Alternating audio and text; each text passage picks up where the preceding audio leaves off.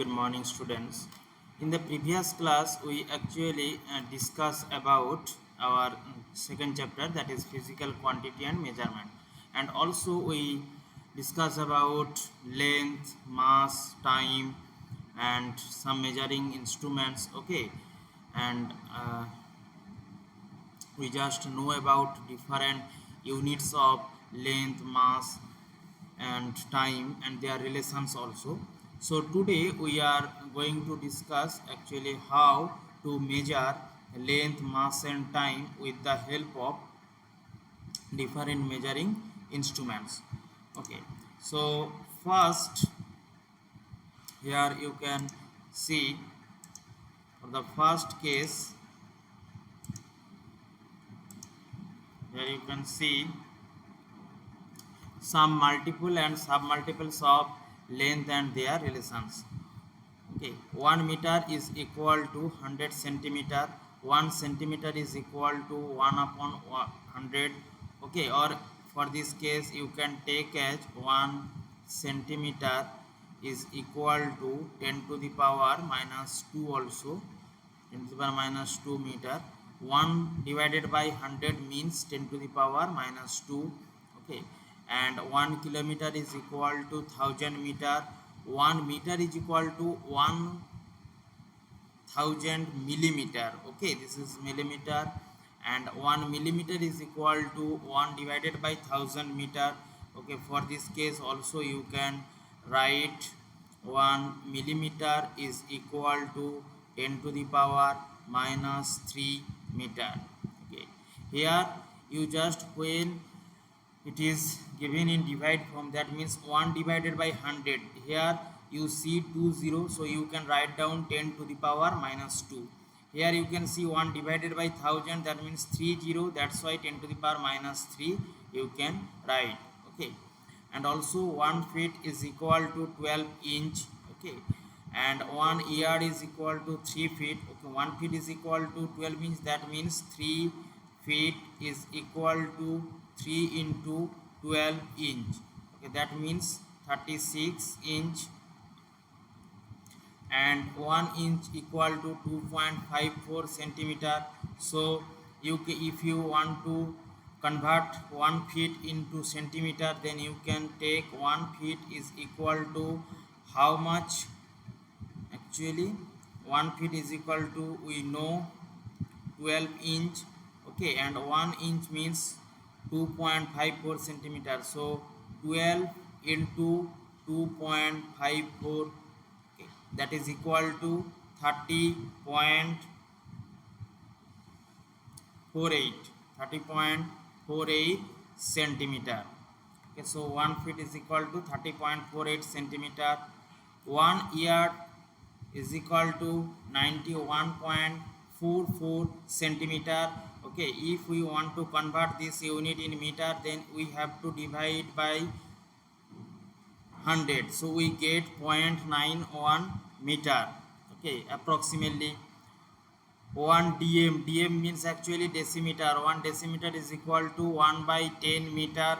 1 dam, that means actually decameter. 1 decameter is equal to 10 meter, and 1 hm, that means hectometer, is equal to 100 meter. So these are the some relations between actually different units. Okay, or some multiples of length and their relations. Now we just move to the next part, that is how we actually measure some length of any object, any pencil, pen, etc. So we have to use actually we can use two measuring instrument, that is first one is meter rule. Okay, and also we can actually take measuring tape also. Okay, so first we just describe how we find out or how we measure the length of pencil with the help of meter rule. Okay, so at first here you can see from this picture, if we take PQ, PO, okay, so we have to find out the length of PO. So we just put one scale. Okay, okay, centimeter we take, this is centimeter scale, okay, we take centimeter scale and we just put P with the same line of 0, okay, and we just touch the whole line with the scale and we can easily see the O point touch with 4.3 if we actually look the point from vertical direction, okay, from the top view. If we actually take the measurement from A position or C position, then we get actually wrong answer.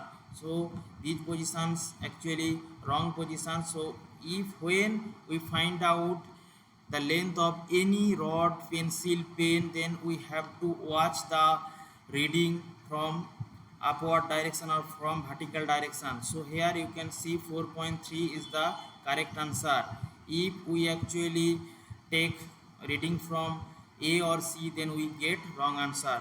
From this case, from the right side, you can see here we take inch scale, okay, that is given, and the second one is centimeter scale. So here you can actually see for the first one the length of the pen, okay, approximately you can take 3 inch, okay, because this is the line. So you just take 3 inch. From this case actually you take approximately 16 centimeter, okay. So this is 16 centimeter because this is 0 point. So you just touch the left point or any point to 0, okay, with the scale. So in this case, in this way we can easily find out length of any rod, pen, pencil, and also we can actually find out thickness of coin, okay. How? Here we just take 1 2 3 4 5 6 7 8 9 and 10, total 10 5 rupees coin, okay, placed like this, and we get total reading. Total reading how much? Suppose this reading 2.7, okay. So total this reading we take 2 point approximately 7, okay, centimeter. So for 10 coin actually the length, what is the length? 2.7 centimeter. So for 1 coin we get 2.7 divided by 10 centimeter. That means 0.27 centimeter is the thickness of 1 5 rupee coin. In this way we can easily, with the help of scale, okay, or meter ruler, we can easily find out thickness of 5 rupees also, 5 rupees coin also, any coin also, okay. Now another instrument that is actually we use measuring tape, okay, but we cannot use actually elastic measuring tape to measure distance. Why? Because in generally if we take elastic tapes that are stretchable, so length of elastic measuring tapes will change each time due to stretching. So if we take 5 readings, then we get 5 different reading while we using elastic measuring tapes. That's why we just avoid elastic measuring tapes, okay. Now here you can see one tape, okay. In this with the help of this tape we can easily, same case same type, okay, we can easily find out any length with the help of this tape, okay. Here also in this tape, okay, different scaling are there, that means 1 centimeter scaling, 1 inch scaling, okay, everything is there. So if you want to find out some length in centimeter, then you just use centimeter scale. If you want to find out length of any body in inch, then you can use inch scale reading, okay. So in this way we can easily find out actually length of any body with the help of measuring tape, okay, and also meter ruler.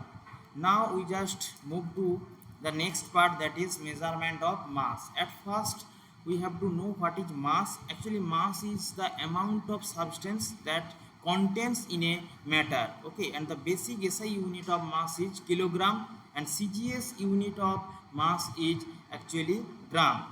So In generally it is defined as the mass of a particular international prototype made of platinum iridium and kept at the International Bureau of Weights and Measures. Okay, in generally it is very old definition. Nowadays we just write down it was originally defined as the mass of 1 liter. Mass of 1 liter of pure water is equal to 1 kg. So it is the definition of 1 kg. The last one. Okay, so in generally if we take 1 liter of pure water, then the mass of 1 liter is equal to 1 kg. Okay, and what is the relation between kg and gram? Simply we can take 1 kg is equal to 1000 gram. It is the relation between kg and gram. Okay, and we in generally we have to know some multiples and some multiples of mass. Like here we just take 1 quintal is equal to 100 kg, 1 metric ton is equal to 10 quintal or 1000 kg, 1 kg is equal to 1000 gram. Also 1 gram means 1 divided by 1000 kg, that means you can write down 10 to the power minus 3 kg. Also 1 gram is equal to 1000 milligram. Okay, 1 mg is equal to 1 by 1000. Also you can write down 10 to the power minus 3 gram. And 1 lb means pound, 1 pound is equal to approximately 453.59 gram. So actually we have to remember all these multiple and some multiples of mass and their relations, because in some problem we have to actually convert one unit system to another unit system. Okay, so we have to remember all these unit system or their relations. Now in generally actually which type of instrument we can take to measure any mass of any object? In generally we use beam balance. Okay, so beam balance actually is the simplest instrument to measure mass.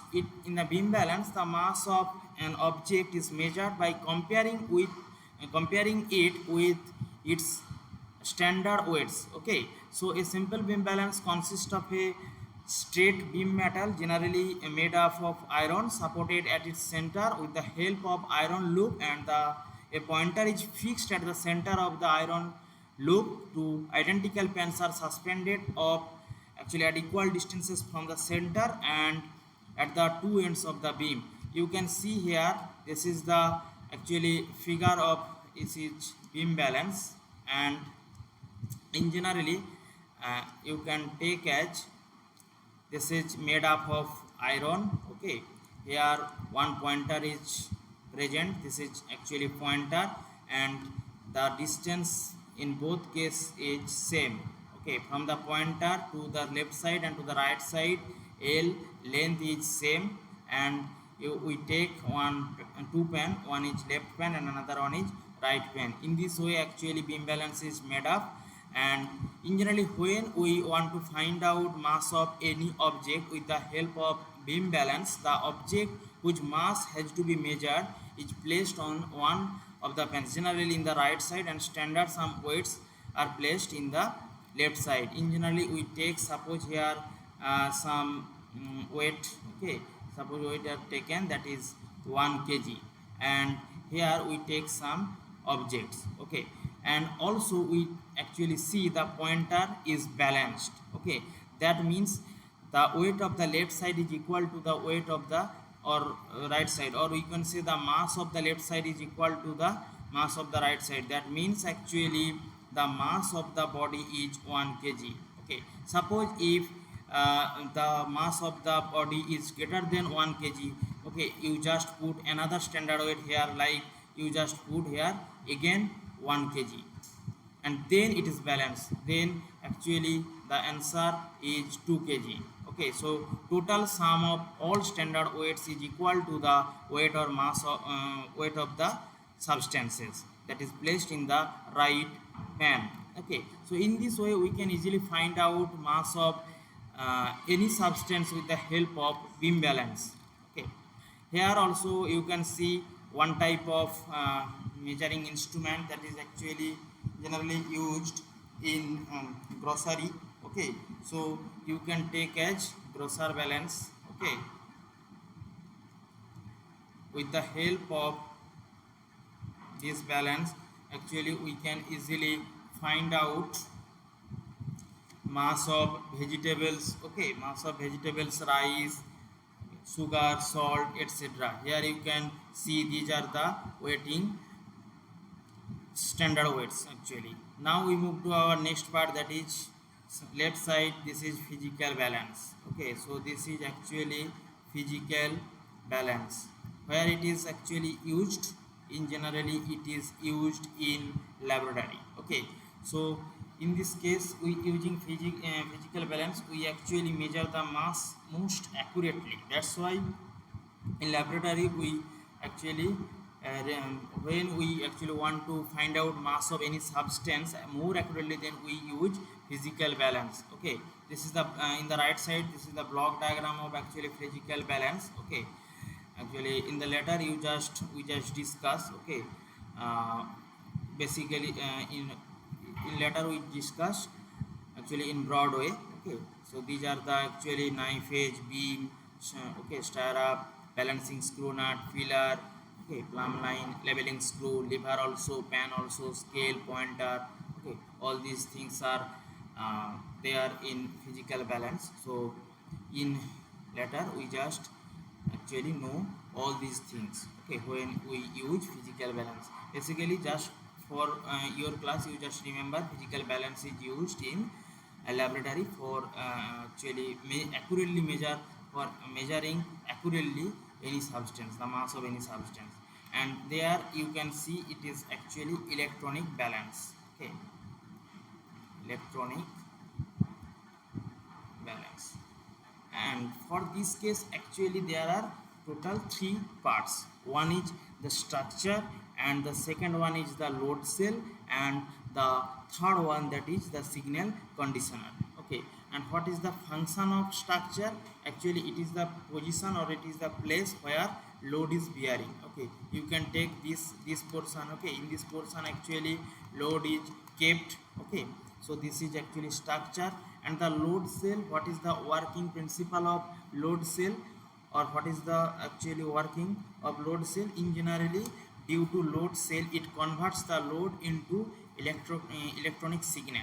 And the last one, the signal converter or signal conditioner, it is basically electronic part which processes the electronic signal and display the mass of the body, okay, in this display. So we actually see the mass of object that is placed on the structure in this display, okay, with the help of this machine, okay. In terms of electrical signal actually we just placed load on this actually structure, and first the load the mass of load converted into electrical signal, then the electrical signal processes, and then we get the correct answer of or correct value of mass of the object that is placed on the structure. So it is also known as actually electronic balance also. And the next part, in this case we have to measurement of time. So in generally in our daily life we have to know actually how times are going, and we have to measure the time, okay, more appropriately. So the interval between two instants or two events is called time. In generally we measure time in a mean solar day, okay, in the unit of mean solar day. So first question is what is a mean solar day? Here the answer is given. Mean solar day is the time taken by the earth to make one complete rotation about its own axis.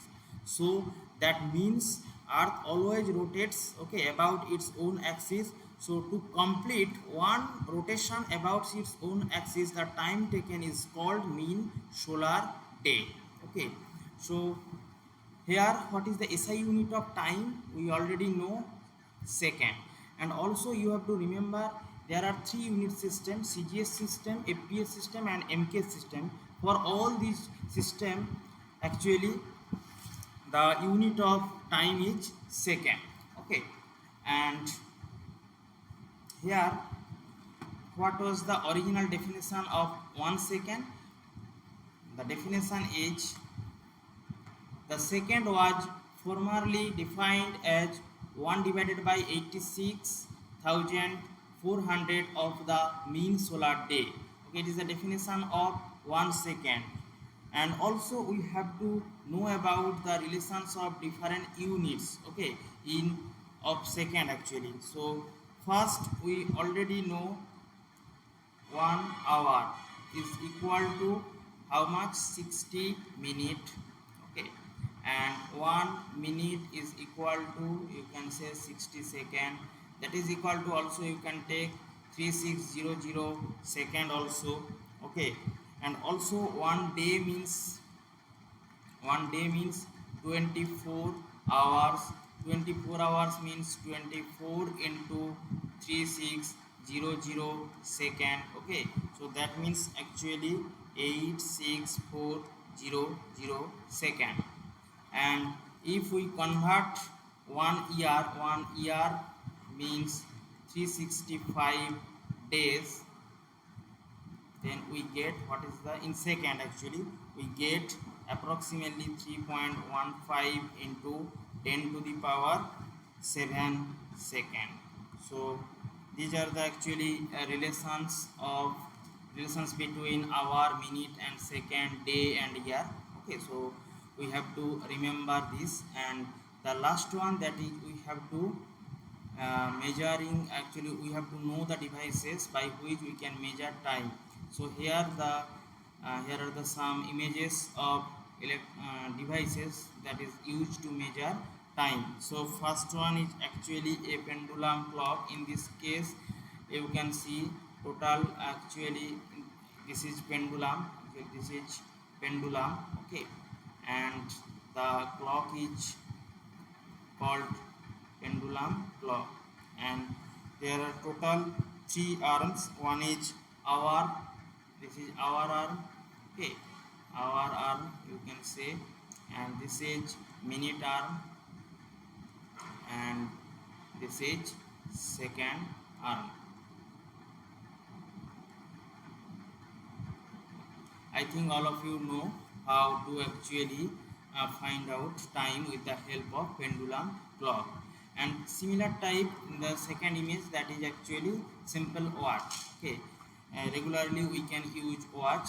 Okay, wristwatch. Okay, here also 3 arm. One is small. The shortest arm is actually known as hour arm, and the medium, that is a minute arm, and the largest and thinnest, that is second arm.